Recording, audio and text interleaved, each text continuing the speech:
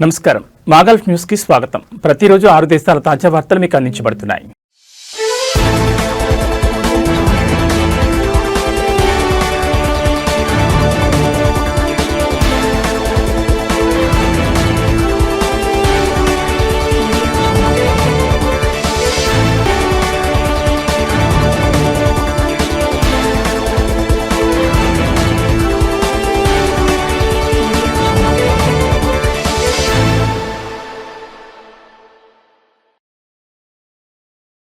Dubai Kuwait పోలీసులు సంయుక్తంగా మాదక ద్రవ్య ముఠా కుట్రను రట్టు చేసింది। ఈ సందర్భంగా అతిపెద్ద కాస్టాగన్ ఫిల్స్ స్మగ్లింగ్ చేసే ప్రయత్నాన్ని విజయవంతంగా విఫలం చేశారు। అంతర్జాతీయ మాదక ద్రవ్య అక్రమ రవాణా నెట్వర్క్ ను విచ్ఛిన్నం చేసి 14 మిలియన్లకు పైగా కాప్టాగన్ పిల్స్ ను స్వాధీనం చేసుకున్నారు। మొక్కజొన్న ధాన్యం సంచులలో మిలియన్ల కొద్దీ పిల్స్ ను దాచి రవాణా చేస్తున్నట్లు గుర్తించారు। ఈ కేసుకు సంబంధించి 3 వ్యక్తులను గుర్తించి అరెస్ట్ చేశారు।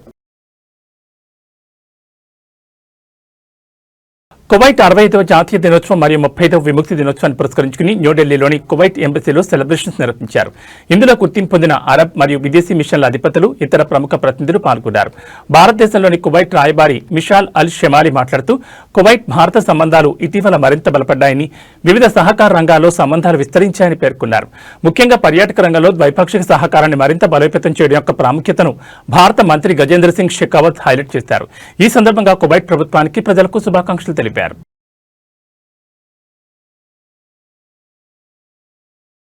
ఇతర జీసీసీ దేశాల్లో పనిచేసే బహ్రెయిన్లు తమ బీమా చేసిన వేతనంలో 1% నిరుద్యోగ బీమాకు చెల్లిస్తారు। యజమానులు కూడా అదే చెల్లిస్తారు। జీసీసీ సామాజిక బీమా కవరేజీని విస్తరించడానికి సంబంధించిన సవరణలపై షురా కౌన్సిల్ చర్చించనుంది। ఏదైనా సభ్య దేశంలో వారి స్వదేశం వెలుపల పనిచేసే జీసీసీ పౌరులకు వర్తించే నిబంధనలను సవరించడానికి చట్టపరమైన పరికరాన్ని ఆమోదిస్తుందన్నారు।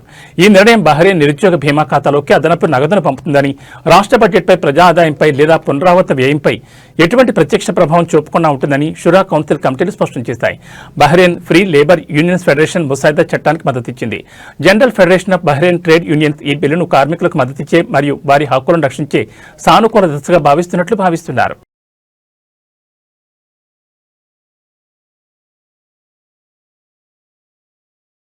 ఫిబ్రవరి 13 మధ్యాహ్నం ఖసాబ్కు వాయువ్యంగా ఉన్న ప్రాంతంలో రిక్టర్ స్కేల్పై 5.2 తీవ్రతతో భూకంపం నమోదైంది। సుల్తాన్ ఖబూస్ విశ్వవిద్యాలయంలోని భూకంప పర్యవేక్షణ కేంద్రం ప్రకారం స్థానిక సమయం ప్రకారం దాదాపు మధ్యాహ్నం 3:08 భూకంపం సంభవించింది। ఖసాబ్కు వాయువ్యంగా దాదాపు 380 కిలోమీటర్ల దూరంలో భూకంప కేంద్రం కేంద్రీకృతమైంది। ఇది భూకంప చురుగ్గా ఉండే దక్షిణ ఇరానియన్ ప్రాంతంలో కేంద్రీకృతమైంది।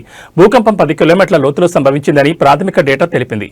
ముసాండం ద్వీపకల్పం నుండి దూరంగా ఉన్న ఖసాబ్ మరియు ఉత్తర ఎమిరేట్స్లోని పరిసర ప్రాంతాల్లోని ఎత్తైన భవనాల్లో నివసించేవారు భూకంప తీవ్రతను అనుభవించినట్లు తెలిపారు। అయితే ఆస్తి, ఎవరైనా గాయాలకు గురైన సమాచారం లేదని అధికారులు పేర్కొన్నారు। ఖతార్లో రాబోయే 2 రోజుల పాటు స్ట్రాంగ్ విండ్స్ తో పాటు దుమ్ము తుఫాన్లు వీచే అవకాశం ఉందని ఖతార్ వాతావరణ శాఖ అలర్ట్ జారీ చేసింది। ఈ విజిబిలిటీ తగ్గుతుందని తెలిపింది। అలాగే సముద్రం కూడా అల్లకల్లోలంగా ఉండే అవకాశం ఉందని వాతావరణ శాఖ వెల్లడించింది। అధికారికంగా విడుదలయ్యే మార్గదర్శకాలు పాటించాలని సూచించింది।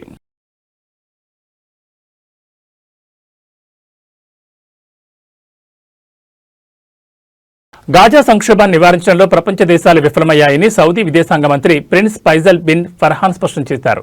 గాజాలో యుద్ధంతో పాటు ఇతర ప్రపంచ సంఘర్షణలను ఇకపై విస్మరించలేదని, వ్యవస్థాగత లోపాలను బహిర్గతం చేశాయని పేర్కొన్నారు।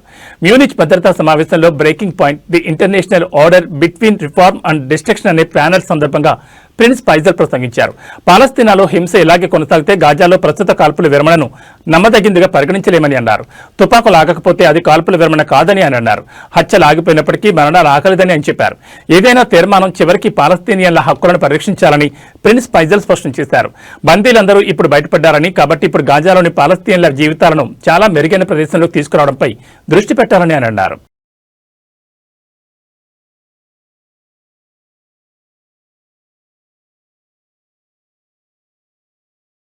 ఇవి మాగల్ఫ్ న్యూస్ విశేషాలు। మరో బులెటిన్లో మళ్ళీ కలుసుకుందాం। నమస్కారం।